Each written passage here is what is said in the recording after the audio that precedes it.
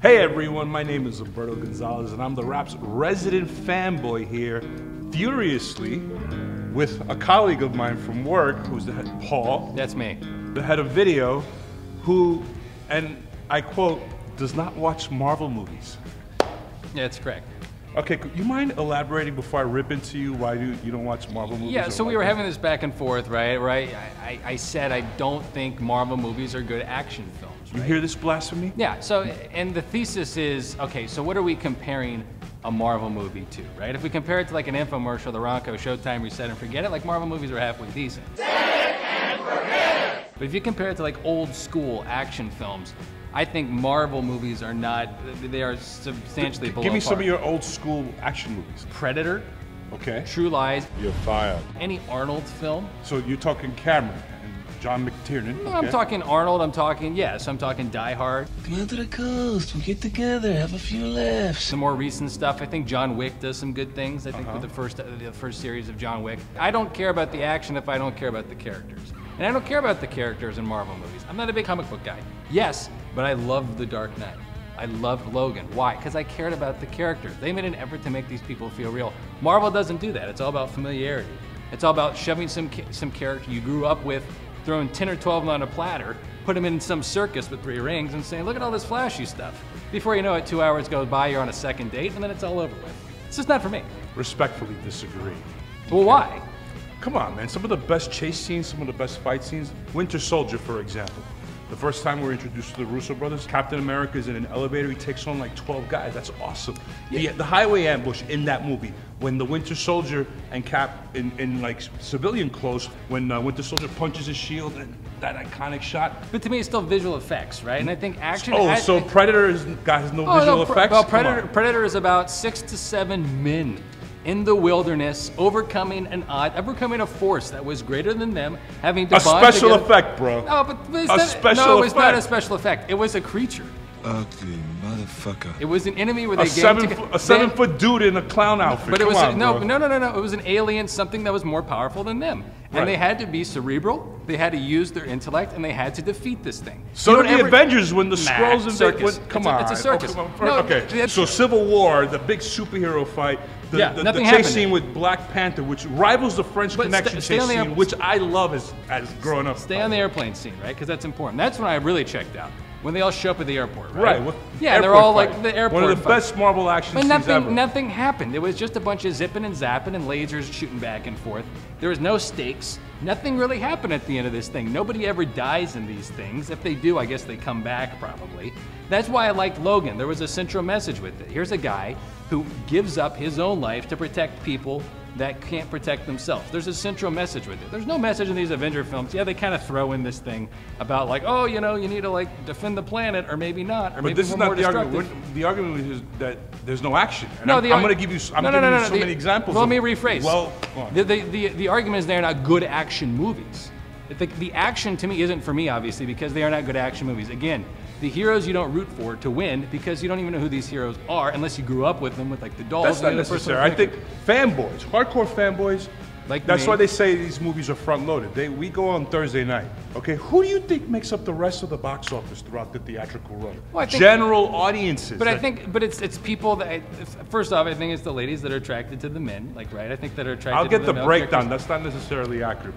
Well, what is? I don't know. I mean, you tell me. To me, it seems like it's people that are familiar with these characters, right? I mean, look at why does this do well in China opposed to other films that don't?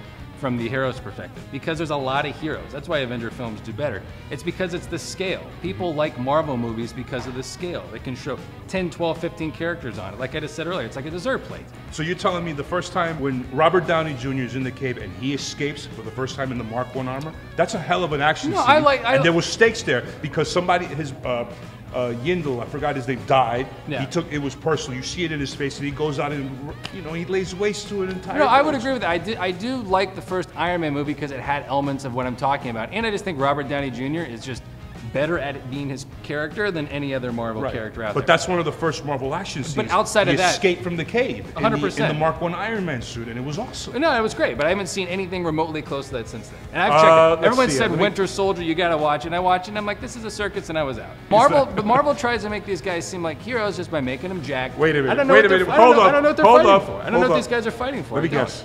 You're a fucking DC guy. I don't even know what that means. You're a DC guy. I will say this. I like Dark Knight. I did like Dark Knight. I like Batman Begins because that felt like a human character. Right. Did you like Batman v Superman? Did you like the action in there? I did like the very last scene. I thought that was cool when What about when Wonder Woman Batman beats the crap out of everybody in the warehouse scene? It was fine, but again, like that was a bit of a. This guy's a DC guy. No, I do think the Batman Begins and Dark Knight were the pinnacle of what these superhero films could be because I didn't grow up with these characters. But I felt like these were real characters I would root for. They were actual human beings. And if you don't have a human quality to you, I'm not gonna root for you in a film. Why? Because I am a human being.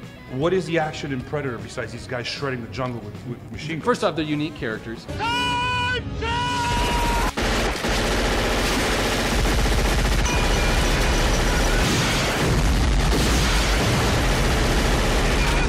Despite the consequences, they're going to do whatever they can. I got Dutch Schaefer on my desk. No, you're clean. But what I'm saying is, like, these are characters that you know who these men are, and you know, despite the consequences, they don't have time to bleed.